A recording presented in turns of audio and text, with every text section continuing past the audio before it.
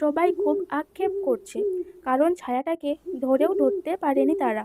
তোমরা সবাই শান্ত হও। অপরাধী যেই হোক না কেন, সে কোনো একটা জিনিস তাড়াহুড়োতে ফেলে চলে গেছে। কোথায় পড়েছে সোনু? ঝিলের জলে। আমরা কিভাবে পাবো সেই জিনিসটা? চিন্তা করো না উষা, আমি এক্ষুনি মাছেদের বলছি, ওরাই খুঁজে এনে দেবে। বেশ, বলো তাহলে।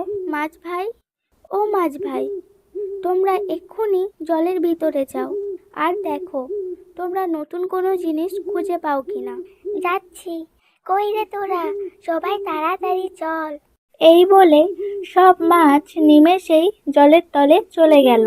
উফ, আমার ভীষণ টেনশন হচ্ছে। ওরা এখনো এলো না, তাহলে কি?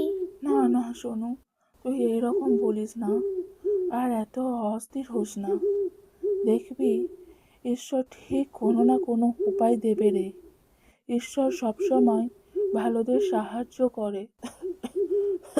তাই যেন হয় বক জেঠু। ওই ওই যে দেখ, ওরা আসছে, আর সাথে রানী কংসাবতীও। মনু, টিনু, তোমরা কিছু পেলে? কই তাড়াতাড়ি দাও। হ্যাঁ সোনু, পেয়েছি অদ্ভুত একটা জিনিস। এই বলে টিনু সোনুকে কি যেন একটা দিয়ে দিল। সোনু জিনিসটা হাতে পাওয়ার মাত্রই আর একবার চমকে উঠল। রাজ, এই দেখো লকেটটা। তার মানে আমাদের সন্দেহ ঠিক। বড্ড চেনা চেনা লাগছে, কিন্তু মনে করতে পারছি না। আমাদের ভাগ্যটাই খারাপ, অপরাধীকে ধরেও ধরতে পারলাম না। শোনো মা, মন খারাপ করিস না, একটু ভেবে দেখ, নিশ্চয়ই কোনো উপায় পাবি। জল থেকে টিনু বলে উঠল, একটা উপায় আছে।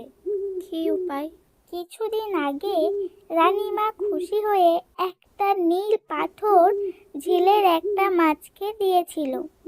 সেই পাথরটি অসাবধানতায় মাছটি খেয়ে ফেলে এবং অনেক চেষ্টার পরেও তা বার করা যায়নি। সেই মাছটিও ঝিল থেকে নিখোঁজ হয়েছে। বুঝতে পেরেছি, এরপর আমাদের কি করতে হবে? আমি কিছুই বুঝতে পারলাম না। মাছটির পেটে পাথরটি ছিল, পাথরটি বের হয়নি, আর সেই মাছটিকেও কাল্লু নিয়ে গেছে। তার মানে সেই পাথরটি এখন কাল্লুর বাড়িতেই আছে। বুঝেছি, এখন আমাদের ওই পাথরটি খুঁজে বের করতে হবে। তারপর সবাই মিলে সকৌশলে কাল্লুকে বাড়ি থেকে বের করে এবং পাথরটি খুঁজে আনে। এরপর বল, আমি করিনি, আমার ভুল হয়ে গেছে, আমায় ক্ষমা করে দাও প্লিজ। ক্ষমা? তোমাকে কোনোভাবেই ক্ষমা করা যায় না। আমাদের সবার একটাই সিদ্ধান্ত, তোর মতো বদমাইশ কাকের এই জঙ্গলে কোনো ঠাঁই নেই। চলে যা তুই এই জঙ্গল থেকে। আমাকে এবারের মতো ক্ষমা করে দাও প্লিজ, আমি কথা দিচ্ছি আর কখনো এরকম করব না।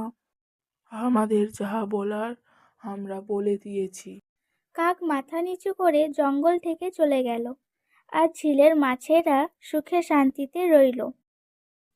এই যে আমাদের কিউট বন্ধুরা, তোমাদের যদি আমাদের গল্প ভালো লাগে তাহলে প্লিজ লাইক কমেন্ট করে চ্যানেলটি সাবস্ক্রাইব করে পাশে থেকো।